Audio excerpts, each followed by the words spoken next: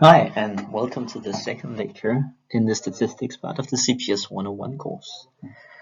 In the last lecture, we shortly covered the introduction to data, so what it is and what kind of data we have, so the types, the sources of data, and then we went to some descriptives.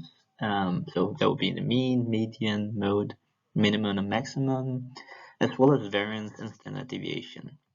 So in this lecture, so the second lecture, we will cover some of the visualization of the data or of statistics, a little bit about normal distribution and the skewness of data, and then we'll end off with an example of how descriptive statistics can be used in practice. So we'll start off with the visualization of the data. So that is to show or how we can show the data, and we have different ways to do that. So here I have the different ways or some of the different ways that the data can be shown. And we saw in the last lecture we had the tables, so that's also one of the ones I want to show you guys. On the next slide, I think it is.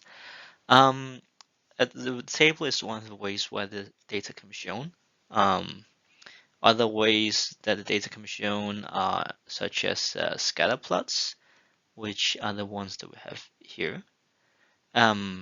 We also have box plots, which we have just right under scatter plots. We have histograms, which is the one at the bottom. And then we'll have different pie charts. So that's the one with the what life gives you lemons. You either make lemonade or you complain about online. So these are some of the ways that the data can be shown. And in the next couple of slides, I will just give a quick overview of what you have in the different plots, charts, whatever you want to call these visualizations. So for example, which things are included in a box plot. So if, as you can see on this picture, for example, we have that's like median, lower quartile, interquartile range, and so on. So I'll go through all of these things. So first off, we have the descriptive tables, or just tables. It's one of the most default way to show the data. And so for example, if you can see here on the top right corner, we have the raw data. It's with different people and we have favorite colors, how old they were or are, the sex of those people and how tall they are. And then in the one below that, we have a summary table where we basically summarize everything about all of these peoples into for each of the variables. So as you can see, for example, for all the males, the age was 25.3. That was the mean age. We also have that for the female. We have that for the height, and then we also have the frequency of the different colors. For example, so we will have, for example, two blues in a group with males only. Um, so these visualizations, so these tables, they're usually accompanied with other charts, for example, a box plot or a histogram, and so on. The second type of visualization I want to show you guys is the scatter plot. And a scatter plot, it uses dots to represent two numeric values. So you have a lot of dots that scattered around inside a plot, and then you have on one axis you have one numeric value, and then on the other axis you have another numeric value. So for example, if we use the same data as in the table, we have height, we have age, then we could plot that on the scatter plot, as you can see on the top right corner. You have a lot of dots, and then you have the age and what that specific person corresponded with, like in the height, and then you get a scatter plot out of that. It's very useful when you want to observe relationships between variables because you have them very close to each other scattered around the plot. So for example, if we take these two examples that we have from the book, The Art of Statistics, Learn from Data, you can see that, for example, we have to the right, we have basically 5 lines. You can see there's some kind of relation between the variables. So they're all like lining perfectly up in sections. And the second plot you can see is you can see a small dinosaur. So with that, you can also observe some kind of relation in that variable or in that plot, even if different tests can't see that. The third visualization I want to show you guys is the box plot. So that is typically characterized with having a box in a plot. And these box plots, they always have some different say variables that are in them. So for example, you always have the maximum Q3, median Q1, and minimum. Then also an interquartile range in the box plots, which you can always see here with the different arrows. So the maximum is the one at the top. So that's the maximum value. You have the Q3, which is the 75th percentile. So that means that, for example, if we're saying that you scored in the 75th percentile, that means that 75% of the population will have scored lower than you in the data. Then we'll have the median, and that is the 50th percentile, so that's the value in the middle. And then we'll have the Q1, which is the 25th percentile. So same as with the 75 percentile, which was 75% would score lower than you. You also have the Q1, 25, so 25% will score lower than you. And then finally we have minimum, which is the lowest value. We also have the interquartile range, and that is the spread of the data. So in a box plot, you can see this very clearly because that is the range between the Q1 and Q3, which I have also tried to mark here. And then sometimes, apart from these that I have shown here, you will sometimes also have a dot or a cross or some symbol um, above the maximum or below the minimum. And that is to symbolize or to show if there are any outliers in data. So that means data that is very far away from everything else. So we have the fourth type of visualization that I'm going to show you here. So this is the histogram, and that is typically you have bars in a plot, as you can see on the figure here. So they are also used to represent the data. And typically on the y-axis, you would have counts or frequency or percentages.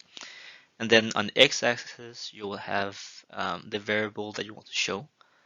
They can visualize patterns and also show distributions. For example, if you see this one is very symmetric, you will have some data on each side. And then you will have the most, if it's a purely symmetrical one and in a specific normal distribution, which I'll cover in a bit, then you would have it shaped like a bell with the most or the highest count in the middle. And the final of the 5 visualizations is the pie chart. So the pie chart, named very similar well, to a pie, is pie shaped. It's a circle. It's a graphical representation where you divide each portion of the slide or slices. So, for example, a slice of a pie, as you can see, you divide those into the portions in percentages. So the whole circle will be 100%, and then each slice will have will be bigger or smaller depending on how big the proportion is. And as I said, resembles a pie, hence the name pie chart. So if we take our example from before, so with the raw data on the table, we have different favorite colors for the people. If you want to show that in a pie chart, you will say, okay, there's so many blue, so many teal, so many red. Add those up, find out how many percentage that relates to, and then you would make the pie slices in the proportions of those percentages, and then you draw them like this. So those were the 5 different ways to visualize data. There are many more other than those 5, but those 5 are very common in statistics. And then now we'll go to the distribution section. So here is the distribution of the data. That's what we mean with this distribution. And there are different ways. And I'll show you one of them at least now. So first of all, when we're talking about distributions and statistics, it's something that you can visualize in a graph. And histograms is one of those ways that you can visualize it. So as I said before, you see the frequency on the y-axis, and then you see uh, a variable on the x-axis. So if you plot those, then if it's truly a normal distribution, which is the perfect one, then it will be a symmetric one. And then you can have a skewness on those distributions. So for example, right or left skew, which you can also see in the picture here. Here we have the normal distribution. The normal distributions, they are symmetric, as I also said before, and they follow the set values. So with that, I mean that if you plot it according to the set values, then you'll get the normal distribution. And that's also what I have shown here. So you have set values which are above 0 and below 0, and they're always the same here. So the further you go out, the lower probability that we'll have, and the further you move towards 0, the higher probability that we'll have. And that is the normal distribution. And in normal distributions, the mean and the median and the mode will be the same, because if you take all the low ones, or if you take the mean, the average of all the numbers, then that will become the mean. That will also become the median, because that will be the thing that's right in the middle of everything. And it will also be the number which is occurring the most. In addition to that, the set scores, also set values, in a normal distribution is something that we also use in statistics when we want to compare if, for example, two measurements are the same in the data set, or in the two different variables, for example, or groups. So within normal distributions, there is a rule called the 68, 95, 99.7 rule. It's a very simple rule. So if you have a standard normal distribution which is perfectly symmetric, you have the mean, also depicted with the Greek letter mu, right in the middle of everything. Then if you go one standard deviation away from that mean, so that is depicted with sigma, if you go one standard deviation away on both sides of the mean, then that'll become, then you'll have 68% of the data in your dataset. If you then go two standard deviations away from the mean on both sides, then you'll have 95%. And then finally, if you go three standard deviation away from the mean, you'll have 99.7% of the values in your dataset. And finally, within the distributions, we have the skewness, which I also talked a little bit about before. So the skewness is something that can make it a bit hard to work with data sometimes. And in real life, this is fairly common. The distribution is often maybe a little bit skewed. So if it's a little bit skewed, it's easier to work with, but if it's very skewed, then you'll have a hard time, and you might need to use some other statistical techniques to make it work out. So that would, for example, be transforming the data into something else, or multiplying with some numbers to make it more standardized. And we do have two types of skew here. So we have the left skew, also sometimes called the negative skew, and the right skew, also sometimes called the positive skew. So with the left skew, you will have the tail of the distribution to the left.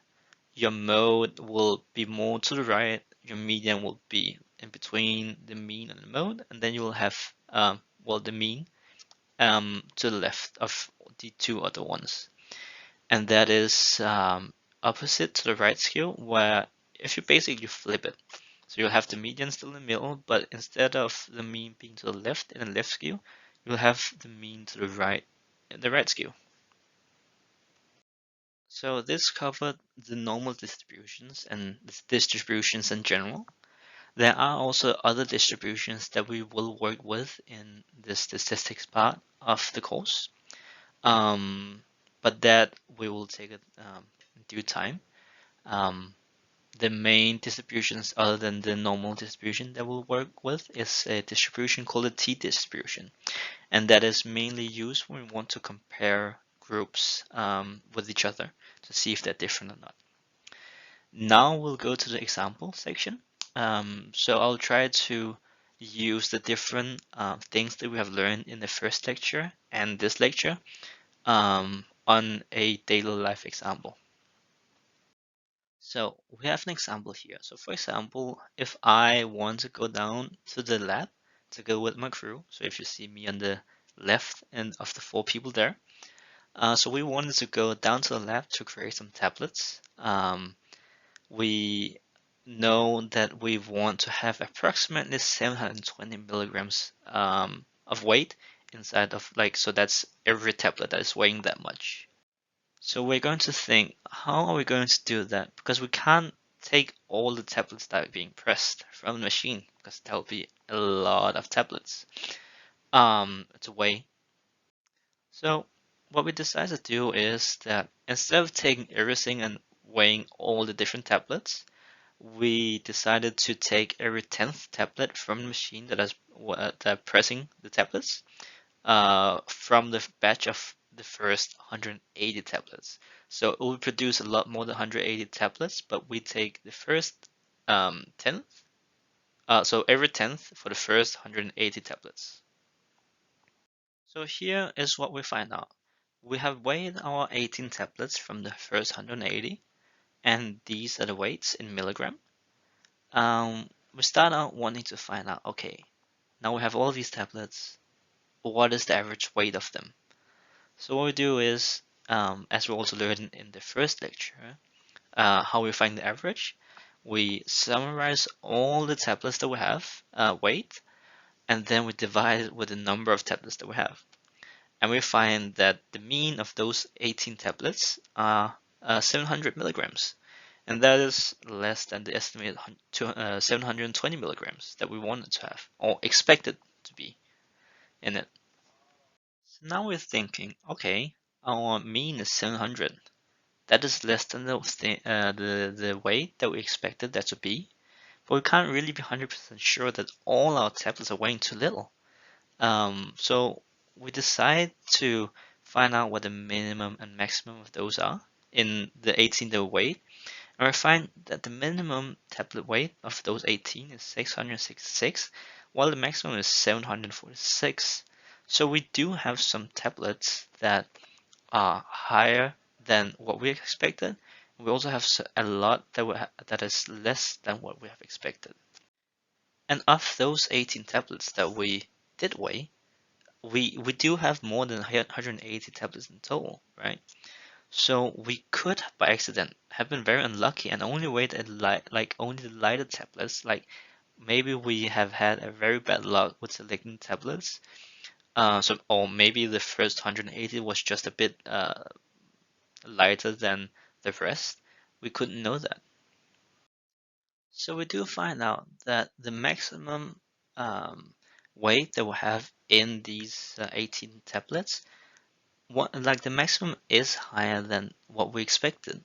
So that means, could it be that we just have had a bad sample? So we want to find out the average mistake in our tablet weight, and we can do that by calculating the difference to the mean, so the variance, and also the standard deviation. So first off, we start finding the variance, and I have um, I have put the formula for it here at the top. So what we do is we find out what the difference is from the tablet to the mean, and then we square all of these numbers because some of them are negative. So if we otherwise you'll have negative numbers and then they'll cancel out each other and then you'll have nothing at the end. So we can negate that by squaring them. So the two negative they multiply with each other and become a plus. And then we find a variance of 447. So what can we use this variance number for? By itself, not much, because we can't really see anything from it. It's super high number. So what we do is we want to find out what the standard deviation is based on that. And as you know from the first lecture, the variance and standard deviation, they're closely related to each other. So the way you go from variance to the standard deviation is by square rooting the variance. So what we find out is that the standard deviation for these tablets is 21. And then to summarize, that will then be that we have in our tablet sample here, the average is 700 milligram, and then it's plus minus 21 milligram for the standard deviation. So, now we made a lot of calculations about, for this example, what standard deviation, what the mean is, and so on. And we think maybe we should try to make some visualization to get a little better impression of the data, because otherwise everything is just numbers and it's hard to tell what is what. So we decided to make a scatter plot of our data. So for the tablets, we have the weights on the x-axis, and then we have the tablet number on the y-axis. We put in, just for our own sake and to make it easier for ourselves, we put in the mean in the plot. We also put in the standard deviation on both sides of it, so the plus and minus. And then we visually inspect it. And what we see is that, okay, our calculations, they actually do make kind of sense. The average, it lies approximately in the middle of the points, so in the point cloud, we call it. There are two high weights, and that is what really drives the average up. So without those two, so that's those two that are above 740 milligrams, without those 2 points, actually the average would be lower than 700 milligrams. And then finally, we also can see that the standard deviation provides, as expected, the average value for the mistake. So most of the points that we have, they actually lies in between those two standard deviation that we have. So this concludes the second lecture that we have in statistics, and I hope I made it clear with the example of how the different statistics can be used in this case. In the next lecture, we'll have hypothesis testing, and there we'll try to keep a bit more focused on how you can test if two different groups are the same or not. So look forward to that. Thanks for listening, and I'll see you in the next lecture.